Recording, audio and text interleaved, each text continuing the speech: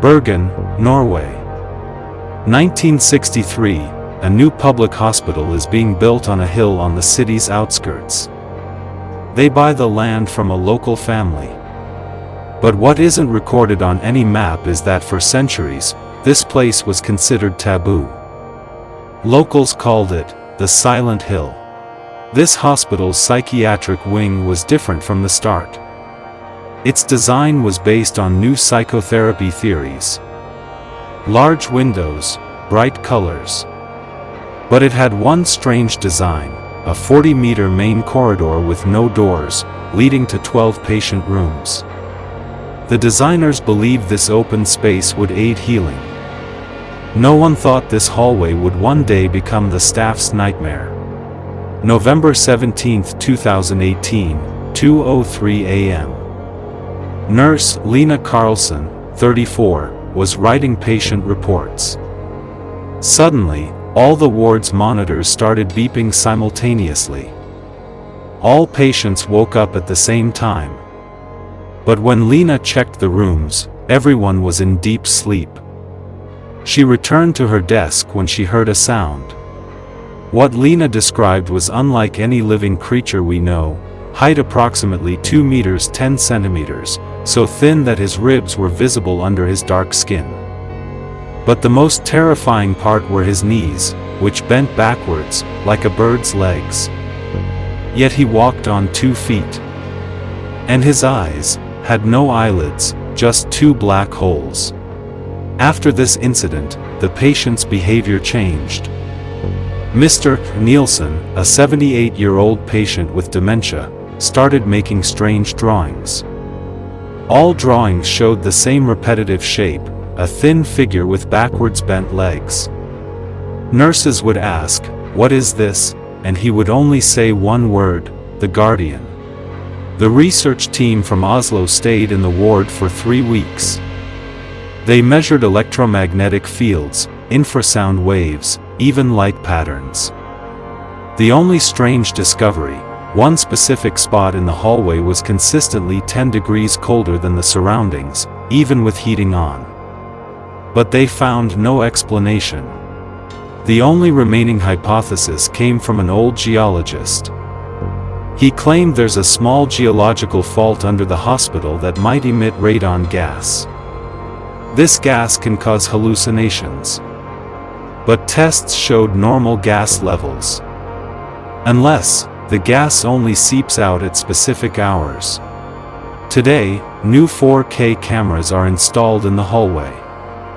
But the old staff know some things don't show themselves on camera. Case BH 2018-443 is still open. Maybe because there is no answer, or perhaps because the answer is something today's science isn't ready to accept.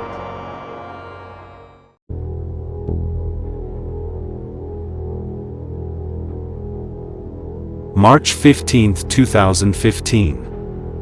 A beautiful autumn day in Mendoza, Argentina. For 12 children from a small rural school, it was just another Sunday trip to a science fair in San Juan. They boarded the old yellow school bus, waving goodbye to parents.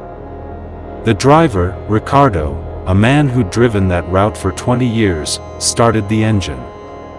The last photo taken shows them smiling through the windows. In 72 hours, every single person on that bus would disappear without a trace. And the bus itself would tell a story that made no sense. The bus never arrived at the science fair. When concerned parents called authorities, the search began.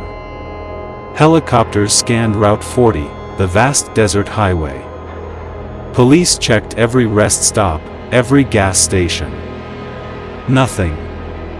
For 3 days, Argentina held its breath. Then, a rancher tending his goats in one of the most remote parts of the San Juan desert, saw something yellow gleaming in the sun. The bus was found 200 kilometers off its intended route, in a place accessible only by treacherous dirt roads Ricardo would have never taken.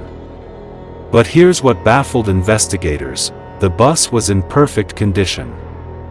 No scratches, no dirt, engine cool. The keys were in the ignition. The gas tank was full. And the doors were locked from the inside. Inside, it looked like the children had simply stepped out for a moment. Their belongings were perfectly arranged. Homework on seats. A half-finished drawing of a dinosaur. But not a single person. No signs of struggle. No broken windows. And then, the first chilling detail, 40 liters of drinking water were stored neatly in the back.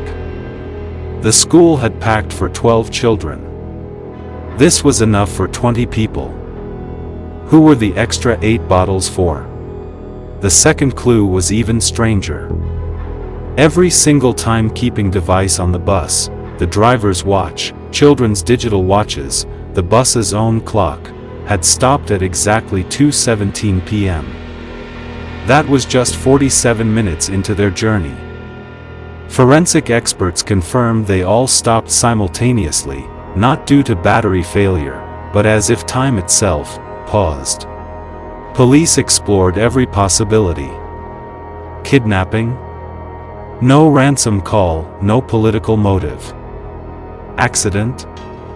The bus was pristine. Mass hysteria or fugue state? 14 people don't suddenly decide to walk into a deadly desert, locking the bus behind them.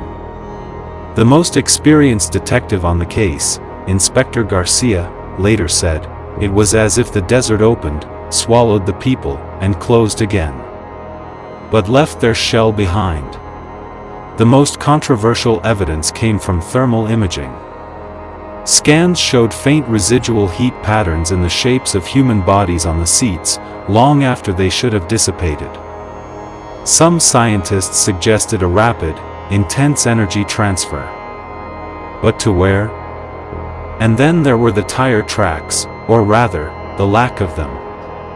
No tracks led to where the bus was found. It was as if it had been placed there. The case remains open. The bus sits in a police warehouse, a perfect preserved monument to the impossible. The families still wait. Some local indigenous elders whisper about ancient desert spirits, about places where the veil between worlds is thin. Science has no answers, sometimes the desert keeps its secrets. And perhaps some mysteries aren't meant to be solved, but to remind us that there are still pages in reality's book that we haven't learned to read.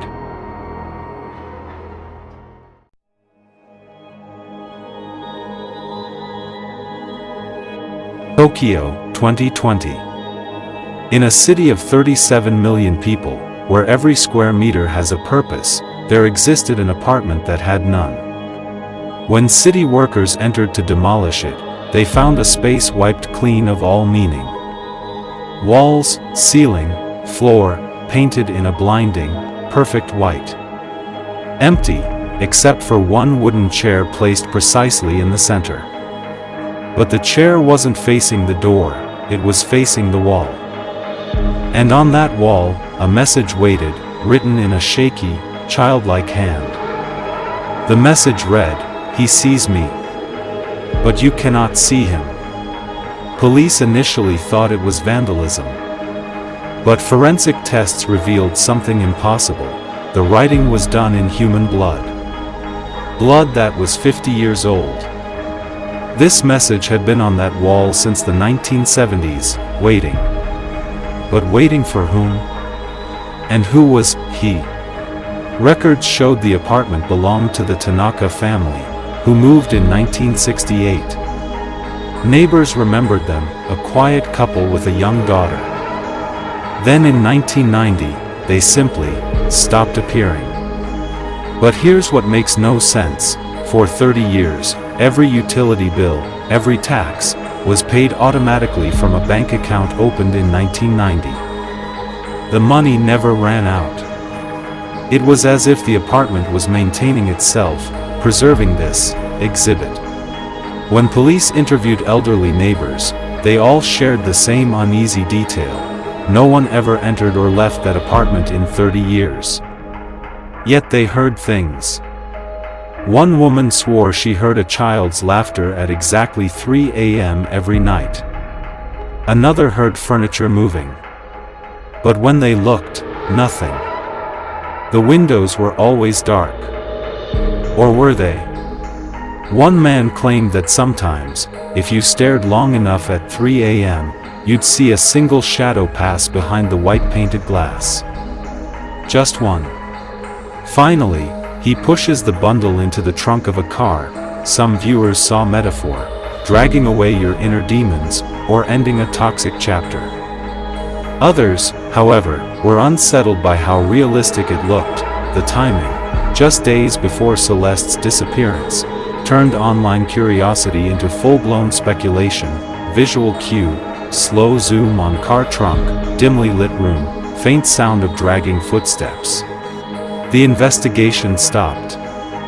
The most logical explanation? A family with shared fears, who ultimately disappeared. But logic cannot answer. Why blood? Why a message? Perhaps the girl truly saw something. Perhaps her parents, not to protect her from the world, but to protect the world from something only she could see, turned that room into pure whiteness. And when they could no longer contain it, they erased themselves. Today, new apartments stand there. No trace of the whiteness remains. But new residents sometimes report that their wall paint fades. As if something beneath the layers of paint is slowly revealing itself. And perhaps this is a warning. Some truths, even under thick layers of forgetfulness and paint, still breathe, waiting for someone who can finally see them.